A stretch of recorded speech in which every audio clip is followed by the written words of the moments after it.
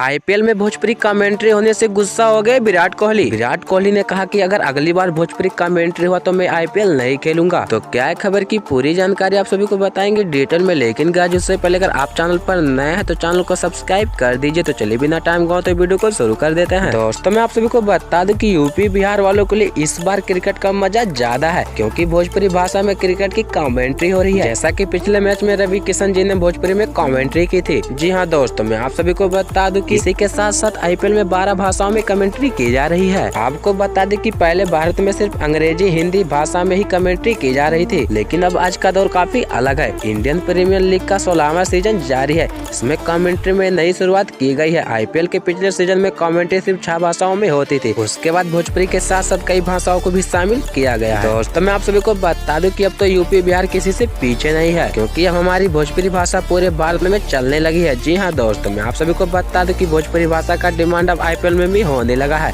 तो इसी से यह साफ जाहिर होता है कि भोजपुरी का डिमांड कितना ज्यादा है। इसी के साथ साथ मैं आप सभी को बताते चलूं कि आज के आईपीएल में भोजपुरी कमेंट्री करने के लिए बिहार के लाल सौरभ सिंह को कहा गया है। दोस्तों आप सभी को हमारे भोजपुरी भाषा के लिए क्या राय है कमेंट बॉक्स में जरूर बताएगा। तो मिलते हैं किसी और नए वीडियो के साथ में, तब तक के लिए जय हिंद, वंदे मातरम।